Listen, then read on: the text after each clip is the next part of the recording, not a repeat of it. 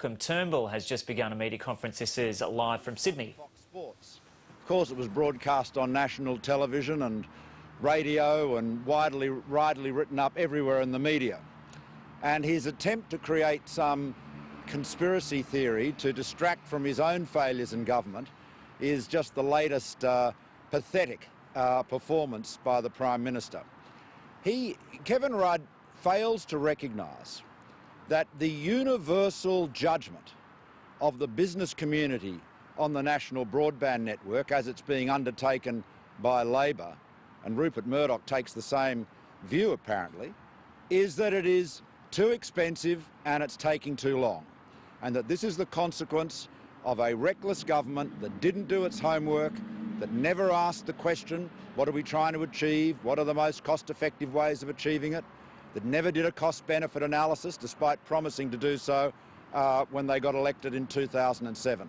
So it's Rupert Murdoch's views on the NBN are very mundane. He's an original thinker and a great entrepreneur and businessman, but when it comes to the NBN, he's not saying anything that just about every other business person in Australia is saying on this recklessly over-expensed project. And just to give you a handle on how over-expensed and under-delivered the NBN is, we estimate, and this has been set out in our policy for over 4 months now, the Labor Party has not been able to fault any of the financial assumptions, we estimate that to complete the NBN according to the Labor Party's plans will cost $94 billion. Now, their own estimate is a peak funding of $44 billion, which is high enough, but we estimate it will run to $94 billion. And what we're seeing at the moment is subcontractors going broke, subcontractors not being paid, contractors demanding and getting increased payments. It's very obvious this project is much more complex and much more expensive than they ever imagined. In terms of their targets, let's face it, the big sell of the NBN was that those 2 million premises that didn't have fast broadband in 2007 were going to get their broadband improved. Well, you know something? Nothing's happened. They've got 33,000 premises connected to the fibre network.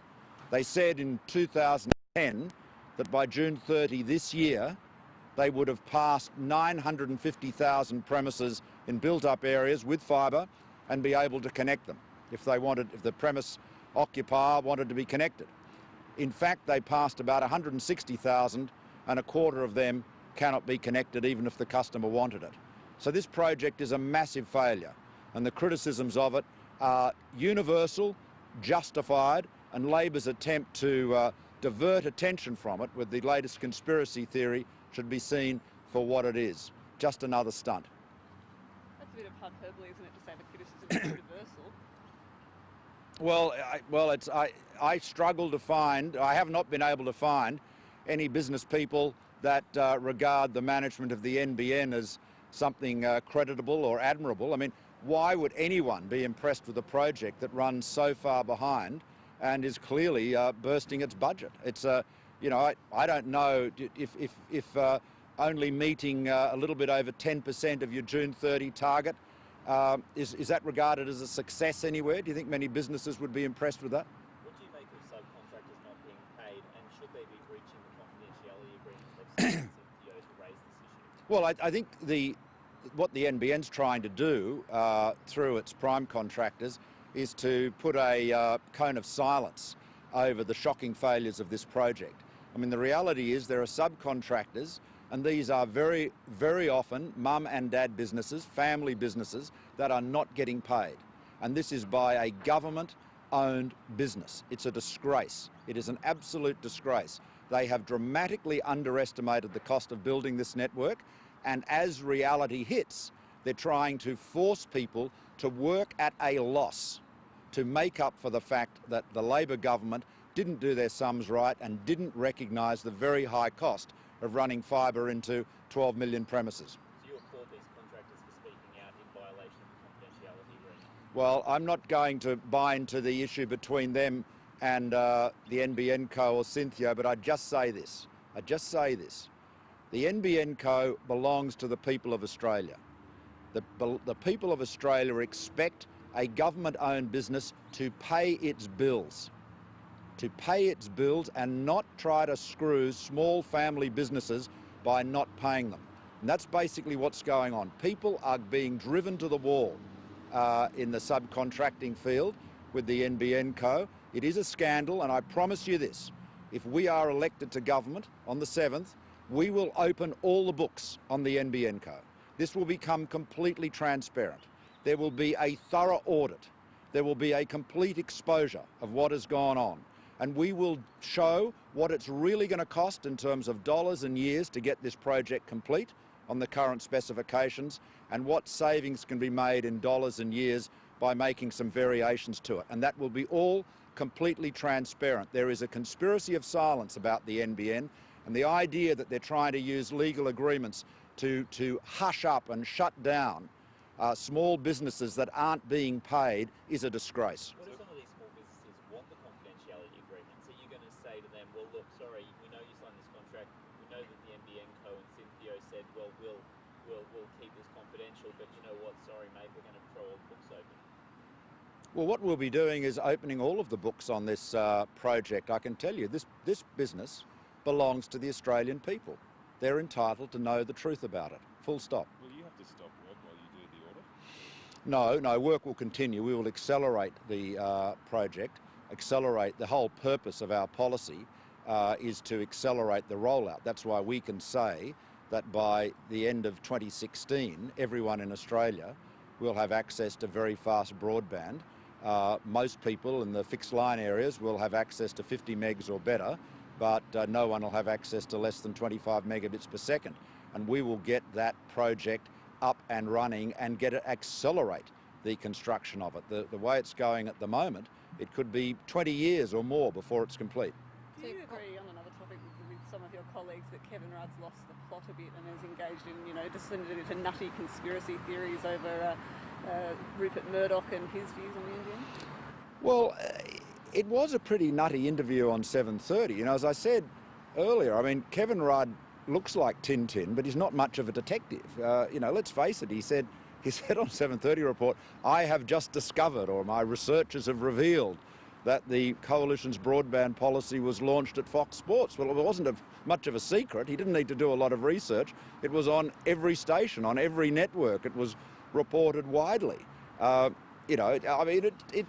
He's grasping at straws. What he's not prepared to do is talk about the real issues. And what he's not prepared to do, frankly, is stop telling the most terrible lies about the NBN. It's only a few days ago he said the Coalition is going to disconnect the NBN. We're actually going to complete it. We're committed to it, but doing it sooner and cheaper.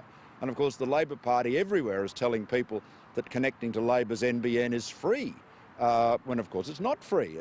Nor would it be under our government, because anyone who wants to have a service over the NBN is going to have a plan with a telco like Optus or Telstra or Ionet or someone like that.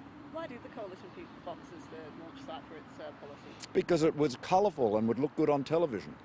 When was the last time you spoke to Rupert Murdoch? It's a while ago. It's a few years ago, but I've known Rupert Murdoch very well for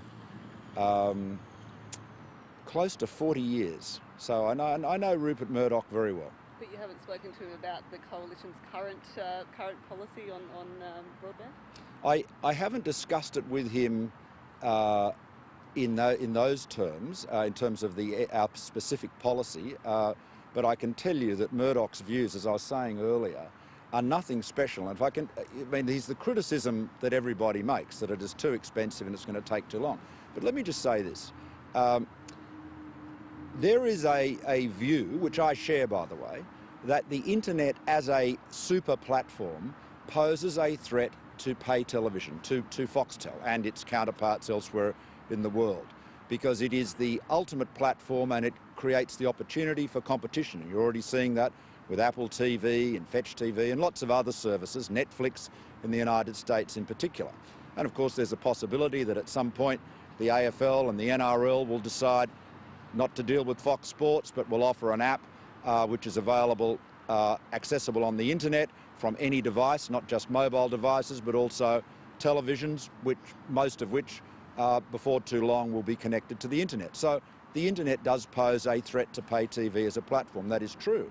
But if you believe that, if you think that is a serious threat, you would not be favouring our policy, because our policy will get the NBN rolled out sooner and more affordably. See, under Labor's scheme, it's going to take a lot longer to get this project completed, decades in all probability, and it will be much more expensive. You've already seen the NBN Co is proposing that their average user charges are going to treble over the next 10 years. So if Murdoch was, sitting there in the bat cave plotting out his preferred position with respect to the NBN in Kevin's fevered imagination, he would like Labor's policy because it's probably never going to be built. And if it will be built, it'll be too expensive for most people. Our approach is going to see very fast broadband, universally available, much sooner and at much lower cost. So on that basis, it poses more of a threat to Foxtel. But of course, Foxtel will say to you, and I'm sure they've got a point there too, that there are also opportunities. So there are two sides to that coin as far as they're concerned. On another topic, what do you make of Peter Beattie running for the seat of Ford? Wow, well, boy, he must think that the people of Ford have got a collective case of amnesia. Really, what a mess he left Queensland in when he was Premier. I tell you, it was I was the water minister, federal water minister, when towards the end of Beattie's time in government, and I can tell you, he so neglected investment in infrastructure in southeast Queensland that Brisbane came very close to running out of water. And as a consequence, you may remember, they'd cancelled dams. Rudd had a hand in that actually at one point, cancelling the Wolfdean Dam. They've sort of got a unity ticket on not investing.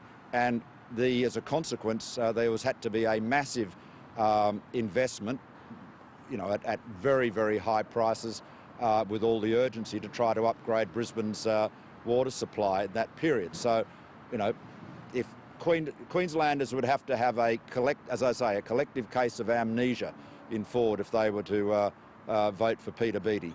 Last question, guys. Okay, we're all done. Thank you very much. Oh, sorry, one more. Yeah, okay. Sorry, got to be quick. Economy dispute at Sydney Uni in the 70s.